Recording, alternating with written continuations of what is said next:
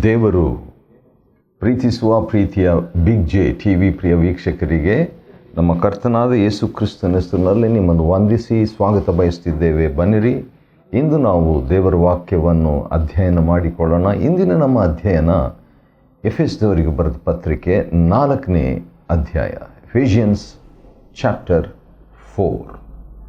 ಎಫೆಸದವರಿಗೆ ಬರೆದ ಪತ್ರಿಕೆ 4ನೇ ಅಧ್ಯಾಯದಲ್ಲಿ ಆತ್ಮಿಕ ನಾವು ಭೂಲೋಕದಲ್ಲಿ ಜೀವಿಸುವಾಗ ಅದು ದೈಹಿಕ ಜೀವನ, ಸಾಮಾಜಿಕ ಜೀವನ, ಆರ್ಥಿಕ ಜೀವನ. ಆದರೆ ಆತ್ಮಿಕ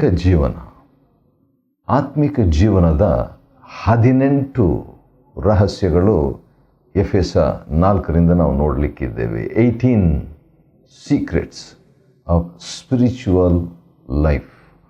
ಒಂದೊಂದಾಗಿ ಈ 18 ರಹಸ್ಯಗಳನ್ನು ಎಫೆಸ 4ರಿಂದ ನೋಡಿಕೊಳ್ಳುವಾಗ ಗ್ರಂಥಕರ್ತನು ದೇವರಾತ್ಮನು ತಾನೇ ನಮಗೆ ತನ್ನ ಪ್ರಕಟಣೆಯನ್ನು, ತನ್ನ ಸಾನ್ನಿಧ್ಯವನ್ನು, ತನ್ನ ವಿವರಣೆಯನ್ನು ನೀಡುವಂತೆ ನಾವು ಪ್ರಾರ್ಥಿಸಿ ಹಾರೈಸಿ ಮುಂದುವರಿಯೋಣವೇ. ಬನ್ನಿರಿ, ಎಫೆಸದವರಿಗೆ ಬರೆದ ಪತ್ರಿಕೆ 4ನೇ ಅಧ್ಯಾಯದಲ್ಲಿ ಆತ್ಮಿಕ ಜೀವನದ ಮೊದಲನೇ ರಹಸ್ಯ, ಮೊದಲನೇ ವಚನದಲ್ಲಿದೆ. ಎಫೆಸ 4:1, ನೀವು ನಿಮ್ಮ ಕರೆಯುವಿಕೆಗೆ, ಕರೆಯುವಿಕೆ. ಆತ್ಮಿಕ ಜೀವನವನ್ನು ಒಬ್ಬ ವ್ಯಕ್ತಿ ಬಯಸೋದಾದರೆ ದೇವರ ಕರೆಯುವಿಕೆಯನ್ನು ಹೊಂದಿರಬೇಕು. ದೇವರ ಕರೆಯುವಿಕೆ ಅಂತ ಹೇಳಿದರೆ 2 ವಿಧವಾದ ಕರೆಯುವಿಕೆ. ಒಂದು ಜೀವನಕ್ಕೆ ಸಂಬಂಧಿಸಿದ ಕರೆಯುವಿಕೆ, ಇನ್ನೊಂದು ಸೇವೆಗೆ ಸಂಬಂಧಿಸಿದ ಕರೆಯುವಿಕೆ. ಜೀವನಕ್ಕೆ ಸಂಬಂಧಪಟ್ಟ ಕರೆಯುವಿಕೆ ಅಂತ ಹೇಳಿದ್ರೆ ನಾವು ಪವಿತ್ರರಾಗುವುದಕ್ಕಾಗಿ ಕರೆಯಲಾಗಿದ್ದೇವೆ.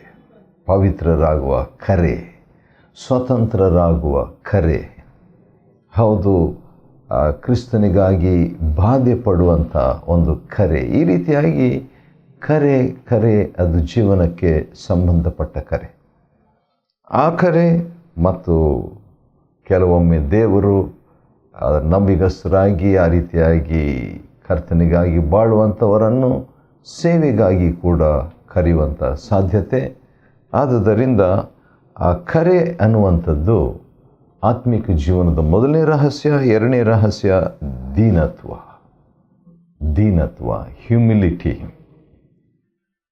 ಎಫೆಸದವರಿಗೆ ಬರೆದ ಪತ್ರಿಕೆ 4ನೇ ಅಧ್ಯಾಯದ 2ನೇ ವಚನದಲ್ಲಿ ನೀವು ಸಂಪೂರ್ಣವಾಗಿ ದೀನತ್ವ.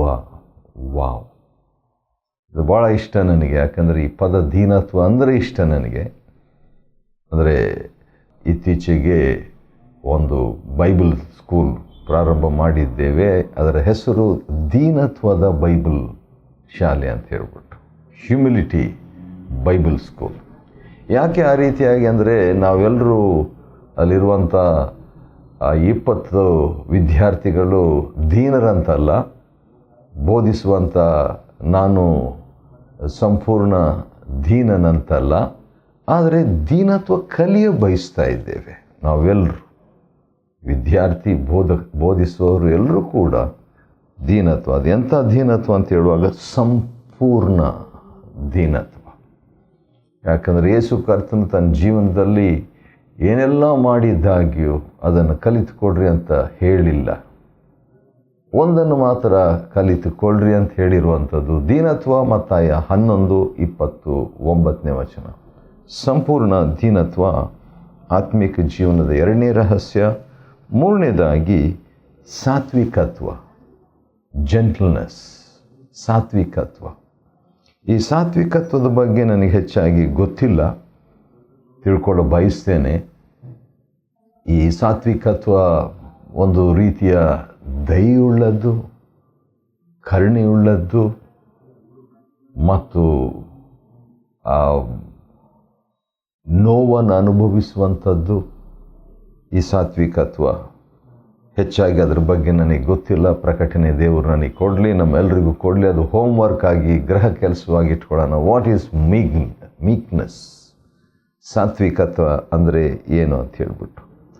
4ನೇದಾಗಿ ಈ ಸಾತ್ವಿಕತ್ವ ಕೂಡ ಆತ್ಮಿಕ ಜೀವನದ 3ನೇ ರಹಸ್ಯ. 4ನೇ ರಹಸ್ಯ ಪೇಷನ್ಸ್, ದೀರ್ಘಶಾಂತಿ ಅಥವಾ ಲಾಂಗ್ ಸಫರಿಂಗ್. ದೀರ್ಘ ಶಾಂತತೆ. ಹೌದು, ಅದು ಆತ್ಮಿಕ ಜೀವನದ 4ನೇ ರಹಸ್ಯವಾಗಿರ್ತದೆ. ಅನೇಕ ಬಾರಿ ಜೀವನದಲ್ಲಿ ಅನೇಕ ಹೋರಾಟಗಳು, ಸವಾಲುಗಳು, ನಮಗೆ ಹಿಂಸೆಗಳು ಕೂಡ ಬರುವಂಥ ಸಾಧ್ಯತೆಯಲ್ಲಿ ದೀರ್ಘ ಶಾಂತಿಯನ್ನು ನಾವು ದೇವರ ಸಹಾಯದಿಂದ ಬಳಸುವಾಗ, ಉಪಯೋಗಿಸುವಾಗ, ಅನ್ವಯಿಸಿಕೊಳ್ಳುವಾಗ ಆತ್ಮಿಕ ಜೀವನದಲ್ಲಿ ಪ್ರಗತಿಯನ್ನು ಹೊಂದುತ್ತೇವೆ. 5ನೇದಾಗಿ ಪ್ರೀತಿ. ಒಬ್ಬರನ್ನೊಬ್ಬರು ಪ್ರೀತಿಯಿಂದ ಸಹಿಸಿಕೊಳ್ಳ್ರಿ. ಅದು ಕೂಡ ಎಫೆಸದವರಿಗೆ ಬರೆದ ಪತ್ರಿಕೆ 4ನೇ ಅಧ್ಯಾಯದ 2ನೇ ವಚನದಲ್ಲಿದೆ. ಯಾಕಂದರೆ ಪ್ರೀತಿಯಿಂದ ಸಹಿಸಿಕೊಳ್ಳಿರಿ ಎಂಬಂಥ ಮಾತು. ಈ ಪ್ರೀತಿಯ ವಿಷಯವಾಗಿ ನೋಡುವಾಗ ದೈವಿಕ ಪ್ರೀತಿ, ಡಿವೈನ್ ಲವ್, ಈ ದೈವಿಕ ಪ್ರೀತಿಯಿಂದ ನಾವು ಒಬ್ಬರನ್ನೊಬ್ಬರು ಸಹಿಸಿಕೊಳ್ಳುವಾಗ ನಡೆಯುವಂಥದ್ದು ಏನಂತ ನೋಡುವಾಗ ಆತ್ಮಿಕ ಜೀವನ, ಸ್ಪಿರಿಚುವಲ್ ಲೈಫ್.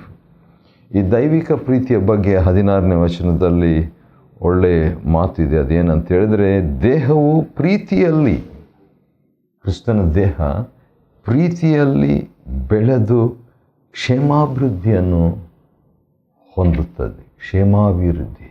ವಾವ್! ನೋಡ್ರಿ, ಈ ಪ್ರೀತಿ ನಮಗೆ ಆತ್ಮಿಕ ಜೀವನಕ್ಕೆ ನಡೆಸುವಂಥದ್ದಾಗಿದೆ. 6ನೇದಾಗಿ ಐಕ್ಯತೆ, ಯೂನಿಟಿ. ಇದು 6ನೇ ರಹಸ್ಯ, ಆತ್ಮಿಕ ಜೀವನದ 6ನೇ ರಹಸ್ಯ. ಯಾಕೆ ಇದನ್ನೆಲ್ಲ ರಹಸ್ಯ ಅಂತ ನಾನು ಹೇಳ್ತೇನೆ ಎಂಬುದಾಗಿ ನೋಡೋದಾದರೆ, ಈ ಸಂಗತಿಗಳು ಬೈಬಲ್ನಲ್ಲಿದೆ, ತೆರೆದಿದೆ, ಹೊಸ ಒಡಂಬಡಿಕೆಯಲ್ಲಿದೆ, ಪತ್ರಿಕೆಗಳಲ್ಲಿ ಸ್ಪಷ್ಟವಾಗಿದೆ. ಆದರೆ ಇದನ್ನು ಒಂದು ಪ್ರಕಟಣೆಯಾಗಿ ನಾವು ಹೊಂದಿಕೊಳ್ಳಬೇಕು, ಹಗುರವಾಗಿ ಮಾಹಿತಿಯಾಗಿ ತೆಗೆದುಕೊಳ್ಳಬಾರ್ದು. Not an information but revelation. ಮತ್ತು ಈ ಐಕ್ಯತೆ ಅಂತೇಳಿ ನೋಡುವಾಗ ಇದು ಮಾನವೀಯ ಐಕ್ಯತೆ ಅಲ್ಲ, ಇದು ಆತ್ಮಿಕ ಐಕ್ಯತೆ. ಅದಕ್ಕೆ ರಹಸ್ಯ ಅಂತ ಹೇಳ್ತೀನಿ ರೀ ನಾನು. ಸರಿ, ಐಕ್ಯತೆ ಆತ್ಮಿಕ ಜೀವನದ 6ನೇ ರಹಸ್ಯ. 7ನೇ ರಹಸ್ಯ ಭಾಳ ಚೆನ್ನಾಗಿದೆ. ಇದು ಕೂಡ ಭಾಳ ಪ್ರಾಮುಖ್ಯ. ಅದು ಎಫೆಸದವರಿಗೆ ಬರೆದ ಪತ್ರಿಕೆ 4ನೇ ಅಧ್ಯಾಯದ 4ನೇ ವಚನದಲ್ಲಿ ಇರುವಂಥದ್ದು. ಅದೇನೆಂದರೆ ನಿರೀಕ್ಷೆ. ಹೌದು, ಈ ನಿರೀಕ್ಷೆ ಕೂಡ ಭಾಳ ಪ್ರಾಮುಖ್ಯ ರೀ. ನಿರೀಕ್ಷೆ ಇಲ್ಲದಿದ್ದರೆ ನಿರಾಶೆ ಬಂದುಬಿಡ್ತದೆ. ನಮ್ಮ ದೇವರ ಬಗ್ಗೆ ನೋಡುವಾಗ ರೋಮ 15:13 ಆತನು ನಿರೀಕ್ಷೆಯ ದೇವರು, ಗಾಡ್ ಆಫ್ ಹೋಪ್. ಆ ನಿರೀಕ್ಷೆ ಬಗ್ಗೆ ನಾನು ಅಂದುಕೊಂಡಿದ್ದೇನೆಂದರೆ, ನನ್ನ ಬಗ್ಗೆ ನನಗೆ ನಿರೀಕ್ಷೆ ಇಲ್ಲದಿರ್ಬೋದು ಕೆಲವೊಮ್ಮೆ, ಇತರರು ನನ್ನ ಬಗ್ಗೆ ನಿರೀಕ್ಷೆಯನ್ನು ಇಟ್ಟುಕೊಳ್ಳದೇ ಇರ್ಬೋದು ಅನೇಕ ಬಾರಿ. ಆದರೆ ದೇವರು ನನ್ನ ವಿಷಯದಲ್ಲಿ ನಿರೀಕ್ಷೆ ಇಟ್ಟಿದ್ದಾರೆ ಅಂತ ಹೇಳ್ಬಿಟ್ಟು ಅದರ ಅರ್ಥ ನಿರೀಕ್ಷೆ ಆತ್ಮಿಕ ಜೀವನದ 7ನೇ ರಹಸ್ಯವಾಗಿದೆ. 8ನೇ ರಹಸ್ಯ ಆತ್ಮಿಕ ಜೀವನದ ಅಂದ ಹಾಗೆ ನಾವೇನು ನೋಡ್ಕೊಳ್ತಾ ಇದ್ದೀವಿ ಅಂದರೆ, ಎಫೆಸದವರಿಗೆ ಬರೆದ ಪತ್ರಿಕೆ 4ನೇ ಅಧ್ಯಾಯದಲ್ಲಿ ಆತ್ಮಿಕ ಜೀವನದ 18 ರಹಸ್ಯಗಳನ್ನು ನಾವು ನೋಡ್ಕೊಳ್ತಾ ಇದ್ದೇವೆ. ಅದರಲ್ಲಿ ಈಗ 8ನೇ ರಹಸ್ಯವನ್ನು ಎಫೆಸ 4:7 ನೋಡ್ತಾ ಇದ್ದೇವೆ. ಅದೇನೆಂದರೆ ಕೃಪೆ.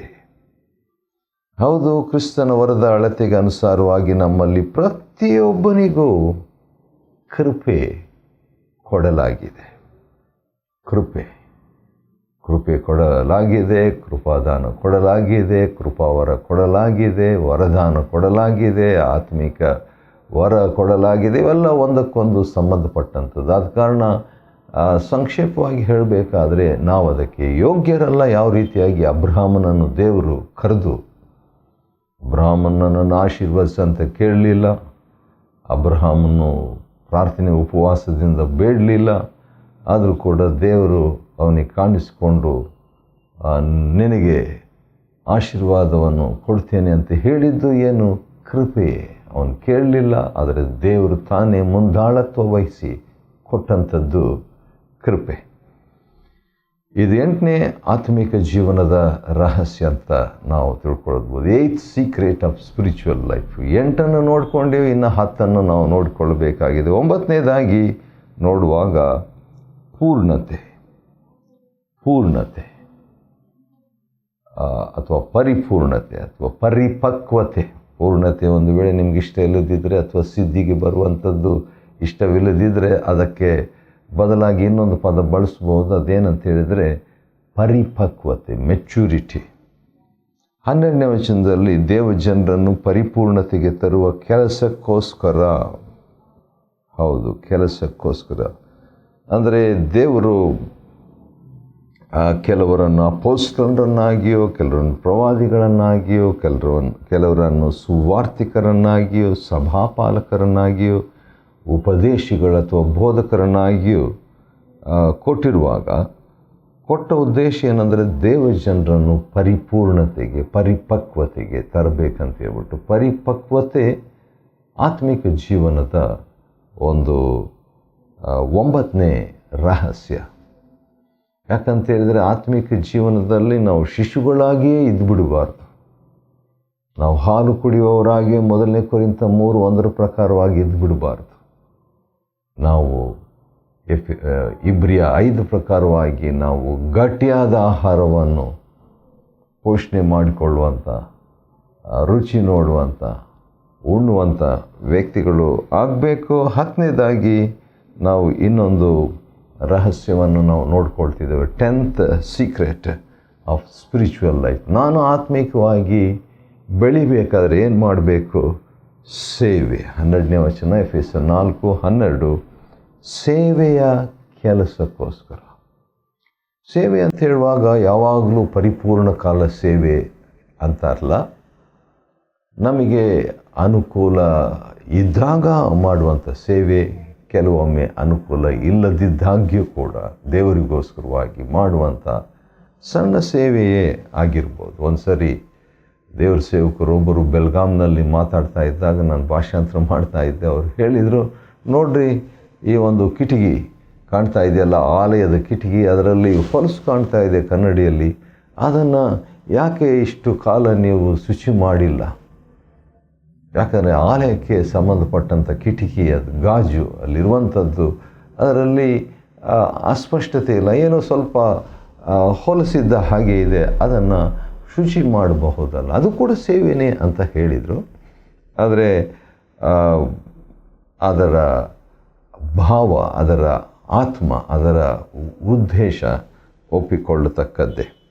ಸೇವೆ ಅಂತ ಹೇಳಿಬಿಟ್ಟು ನೋಡುವಾಗ 1 ಕೊರಿಂಥ 12ನೇ ಅಧ್ಯಾಯ, ರೋಮಪತ್ರಿಕೆಯ 12ನೇ ಅಧ್ಯಾಯ, 1 ಕೊರಿಂಥ 14ನೇ ಅಧ್ಯಾಯ, 1 ಪೇತ್ರ 4ನೇ ಅಧ್ಯಾಯ ಮತ್ತು ಎಫೆಸ 4ನೇ ಅಧ್ಯಾಯದಲ್ಲಿ ನೋಡುವಾಗ ಸುಮಾರು 29 ವರಗಳು, ಸೇವೆ ಇತ್ಯಾದಿ ಇತ್ಯಾದಿ ಇರುವಂಥದ್ದು. ಅದನ್ನು ಮಾಡುವಾಗ ಆತ್ಮಿಕ ಬೆಳವಣಿಗೆಯನ್ನು ಹೊಂದುತ್ತೇವೆ. ಅದು ಒಂದೇ ರೀತಿಯಲ್ಲ, ಅದು ಕೂಡ 18 ರಹಸ್ಯಗಳಲ್ಲಿ ಒಂದಾಗಿರ್ತದೆ. ಅನಂತರ ಅಷ್ಟೇ ಸಂಬಂಧಪಟ್ಟಂಥ, ಅಷ್ಟೇ ಪ್ರಾಮುಖ್ಯವಾದಂಥ ಒಂದು ಮಾತು ಎಫೆಸರ್ 4:12 ಇದೆ. ಅದೇನೆಂದರೆ ಕ್ರಿಸ್ತನ ದೇಹ ಕಟ್ಟಲ್ಪಡುವುದಕ್ಕೋಸ್ಕರ, ಬಿಲ್ಡಿಂಗ್ ಆಫ್ ದ ಬಾಡಿ. ಹೌದು, ಕ್ರಿಸ್ತನ ದೇಹ ಕಟ್ಟಲ್ಪಡುವುದಕ್ಕಾಗಿ ದೇವರು ಕೆಲವರನ್ನು ಪಂಚ ಸೇವೆಯನ್ನು, ಪಂಚ ಕರೆಯನ್ನು, ಪಂಚ ವ್ಯಕ್ತಿಗಳನ್ನು ದೇವರು ಸಭೆ ಕೊಟ್ಟಿದ್ದಾರೆ. ಯಾಕಂದರೆ ಸಭೆ ಕಟ್ಟಲ್ಪಡಬೇಕು, ಸಭೆ ಬೆಳಿಬೇಕು ಎಂಬಂಥ ಕಾರಣಕ್ಕೋಸ್ಕರವಾಗಿ. ಹಾಗೆಯೇ ಮುಂದುವರಿಯುವಾಗ 13ನೇ ವಚನದಲ್ಲಿ, ಹೀಗೆ ನಾವೆಲ್ಲರೂ ಕ್ರಿಸ್ತನ ಪರಿಪೂರ್ಣತೆಯ ಮಟ್ಟವನ್ನು ಮುಟ್ಟುವ ತನಕ ವಿಶ್ವಾಸದ ಐಕ್ಯತೆಯಲ್ಲಿಯೂ ದೇವಪುತ್ರನ ತಿಳುವಳಿಕೆಯಲ್ಲಿಯೂ ಪರಿಪಕ್ವತೆಯನ್ನು ಪಡೆಯುವೆವು. ಇದರಲ್ಲಿ ಒಂದನ್ನು ನಾನು ತಗೊಳ್ತೇನೆ. ಅದೇನಂತ ಹೇಳಿದರೆ ದೇವಪುತ್ರನ ತಿಳುವಳಿಕೆ. ಈ ಪರಿಪಕ್ವತೆಯ ಬಗ್ಗೆ ನಾವು ಈಗಾಗಲೇ ನೋಡಿದ್ವಿ 12ನೇ ವಚನದಲ್ಲಿ. ಮತ್ತು ಪರಿಪಕ್ವತೆ, ಪರಿಪೂರ್ಣತೆ ಇವೆಲ್ಲ ಇರುವಂಥ ವೇಳೆಯಲ್ಲಿ ದೇವಪುತ್ರನ ತಿಳುವಳಿಕೆ, ನಾಲೆಡ್ಜ್. ಅಂದರೆ ತಿಳುವಳಿಕೆ ಅಂತ ಹೇಳಿಬಿಟ್ಟು ನೋಡುವಾಗ ತಲೆಯ ತಿಳುವಳಿಕೆ ಅಲ್ಲ, ಬುದ್ಧಿಯ ತಿಳುವಳಿಕೆ ಅಲ್ಲ. ಇದು ಏನಂತ ಹೇಳ್ಬೋದು, ಇದು ಆತ್ಮಿಕ ತಿಳುವಳಿಕೆ. ಆ ತಿಳುವಳಿಕೆಯಲ್ಲಿ ಪರಿಪಕ್ವತೆಯನ್ನು ಪಡೆಯುವುದು, ಪರಿಪಕ್ವತೆಗೆ ನಡೆಸುವಂಥ ತಿಳುವಳಿಕೆ. ಇದು 12ನೇ ಒಂದು ರಹಸ್ಯವಾಗಿದ್ದೆ. ಮತ್ತು ಹಾಗೆ ನಾವು ನೋಡಿಕೊಳ್ಳುವಾಗ 20ನೇ ವಚನದಲ್ಲಿ ನೀವಾದರೂ ಕ್ರಿಸ್ತನನ್ನು ಆ ರೀತಿಯಾಗಿ ಅರಿತುಕೊಳ್ಳಲಿಲ್ಲ. ಹೌದು, ದೇವಪುತ್ರನ ತಿಳುವಳಿಕೆ ಅಂತ ಬಂತಲ್ವ, ಇಲ್ಲಿ ಕೂಡ ನಾವು ನೋಡುವಾಗ ಆತನನ್ನು ಆ ರೀತಿಯಾಗಿ ನೀವು ಅರಿತುಕೊಳ್ಳಲಿಲ್ಲ. 21ನೇ ವಚನ ಯೇಸು ಕ್ರಿಸ್ತನಲ್ಲಿರುವ ಸತ್ಯದ ಪ್ರಕಾರ, ಟ್ರುತ್. ಹಾಗಾದರೆ 13ನೇ ಆತ್ಮಿಕ ಜೀವನದ ರಹಸ್ಯ ಸತ್ಯವನ್ನು ತಿಳಿಯುವುದು. ಭಾಳ ಜನರಿಗೆ ವಾಕ್ಯ ಗೊತ್ತು, ವಿಶ್ವಾಸಿಗಳಿಗೆ, ಆದರೆ ವಾಕ್ಯದ ಸತ್ಯ ಗೊತ್ತಿರಬೇಕದು. ವಾಕ್ಯದ ನಿಜತ್ವ ಅಲ್ಲ, not the reality of the word but the truthfulness of the word. ಅದಕ್ಕೆ ದೇವರ ಆತ್ಮನ ಸಹಾಯ ಬೇಕು, ದೇವರ ಪ್ರಕಟಣೆ ಬೇಕು. ಆದ ಕಾರಣ ಸತ್ಯದ ಪ್ರಕಾರ ಅಂತ ಹೇಳುವಾಗ ಎಫೆಸದವರಿಗೆ ಬರೆದ ಪತ್ರಿಕೆ 4ನೇ ಅಧ್ಯಾಯ 21ನೇ ವಚನದಲ್ಲಿ ಯೇಸು ಕ್ರಿಸ್ತನಲ್ಲಿರುವ ಸತ್ಯದ ಪ್ರಕಾರ, there is a truth that is in Christ. ಯಾಕಂದರೆ 7ನೇ ವಚನದಲ್ಲಿ ಕೃಪೆ ಇತ್ತು ಅಂತ ನಾವು ನೋಡ್ತೇವೆ, ಆದರೆ 21ನೇ ವಚನದಲ್ಲಿ ಸತ್ಯವಿತ್ತು ಅಂತ ನೋಡ್ತೀವಿ. ಇದೇ ಮಾತನ್ನು ಕೂಡ ಯೋಹಾನನು 1:17-18ರಲ್ಲಿ ತಿಳಿಸುವ ಆತನಾಗಿದ್ದಾನೆ. ಅಂದರೆ ಕ್ರಿಸ್ತ ಯೇಸುವಿನಲ್ಲಿರುವಂಥ ಕೃಪೆ ಮತ್ತು ಸತ್ಯ. ಮತ್ತು 21ನೇ ವಚನದಲ್ಲಿ ಇನ್ನೊಂದು ಮಾತು ಕೊಡಿದೆ, ಅದನ್ನು ನಾವು ಮಿಸ್ ಮಾಡ್ಕೋಬಾರ್ದು. ಸತ್ಯದ ಪ್ರಕಾರವಾಗಿ ನೀವು ಆತನಿಂದ ಕೇಳಿ ವಾವ್, ಆತನಲ್ಲಿಯೇ ಬೋಧಿಸಲ್ಪಟ್ಟಿದ್ದೀರಿ. 21ನೇ ವಚನದಲ್ಲಿ ದೇವರಿಂದ ಕೇಳಿಸಿಕೊಳ್ಳುವಂಥದ್ದು. ಆತ್ಮಿಕ ಜೀವನದ ಮತ್ತೊಂದು ರಹಸ್ಯ ದೇವರಿಂದ ಕೇಳಿಸಿಕೊಳ್ಳುವಂಥದ್ದು. 500ಕ್ಕಿಂತಲೂ ಹೆಚ್ಚು ಬಾರಿ ದೇವರು ಮಾತಾಡಿದ್ರಂಥ ಮೋಶೆಯ ಪಂಚಗ್ರಂಥಗಳಲ್ಲಿ ನಾವು ನೋಡ್ತೇವೆ. ಮಲಾಕಿಯಲ್ಲಿ ಮಾತ್ರ 24 ಬಾರಿ ಕರ್ತನ ವಾಕ್ಯ ಬಂತು, ಯೆಹೋವನಿಂತೆಂದನು ಅಂತ ಹೇಳಿಬಿಟ್ಟು. ಒಟ್ಟು 2000ಕ್ಕಿಂತಲೂ ಹೆಚ್ಚು ಬಾರಿ ಹಳೆ ಒಡಂಬಡಿಕೆಯಲ್ಲಿ ದೇವರು ಮಾತಾಡಿದನು, ದೇವರು ವಾಕ್ಯ ಬಂತು ಎಂಬುದಾಗಿ. ಆ ರೀತಿಯಾಗಿ ದೇವರ ಸ್ವರವನ್ನು ಕೇಳಿಸಿಕೊಳ್ಳುವಂಥದ್ದು ಆತ್ಮಿಕ ಜೀವನದ 14ನೇ ರಹಸ್ಯ. 15 ಹೊಸ ಮನುಷ್ಯನನ್ನು ಧರಿಸಿಕೊಳ್ಳುವುದು. ಎಫೆಸದವರಿಗೆ ಬರೆದ ಪತ್ರಿಕೆ 4:24 ನ್ಯೂ ಕ್ರಿಯೇಷನ್. 2ನೇ ಕೊರಿಂಥ 5:16-17ರಲ್ಲಿ ಆ ಬಗ್ಗೆ ಬಹಳಷ್ಟಿದೆ. ಮತ್ತು 16ನೇದಾಗಿ ನೋಡುವಾಗ ಮುದ್ರೆ ಹೊಂದಿರುವುದು. ಎಂಥ ಮುದ್ರೆ? ಪವಿತ್ರಾತ್ಮನ ಮುದ್ರೆ. ಹೌದು, ಇದು ಆತ್ಮಿಕ ಜೀವನದ 16ನೇ ರಹಸ್ಯ. 30ನೇ ವಚನ ಎಫೆಸ ದೇವರಾತ್ಮನ ಮುಖಾಂತರವಾಗಿ ವಿಮೋಚನೆಗಾಗಿ ಮುದ್ರೆ. 17ನೇ ರಹಸ್ಯ ನಾನು ಪ್ರಾಯೋಗಿಕವಾದದ್ದು 32ನೇ ವಚನದಲ್ಲಿದೆ. ಅದೇನೆಂದರೆ ನೀವು ಪರಸ್ಪರ ದಯೆಯುಳ್ಳವರಾಗಿ ಇರಬೇಕಂತ ಹೇಳ್ಬಿಟ್ಟು. ದಯೆಯುಳ್ಳವರು ಹೇಗಿರ್ತಾರೆ ಅಂದರೆ ಮೃದು ಹೃದಯದವರಾಗಿರ್ತಾರೆ. ಮೃದು ಹೃದಯದವರು ಇದ್ದಾಗ ಏನಾಗ್ತದೆ? 18ನೇ ರಹಸ್ಯ ಕ್ಷಮಿಸುವವರಾಗಿರ್ತಾರೆ. ಫರ್ಗಿವಿಂಗ್. ದೇವರು ದಯೆ, ಮೃದುತ್ವ ಹೊಂದಿದ ವ್ಯಕ್ತಿಯಾಗಿರೋದರಿಂದ. ಸರಿ, ಎಫೆಸದವರಿಗೆ ಬರೆದ ಪತ್ರಿಕೆ 4ನೇ ಅಧ್ಯಾಯ 18 ಆತ್ಮಿಕ ರಹಸ್ಯಗಳನ್ನು ನಾವು ಅಧ್ಯಯನ ಮಾಡಿಕೊಳ್ಳುವಂತೆ ದೇವರು ಕೊಟ್ಟ ಕೃಪೆಗಾಗಿ ಆತ್ಮ ಸ್ತೋತ್ರವಾಗಲಿ. ದೇವರು ನಿಮ್ಮನ್ನು ಆಶೀರ್ವದಿಸಲಿ.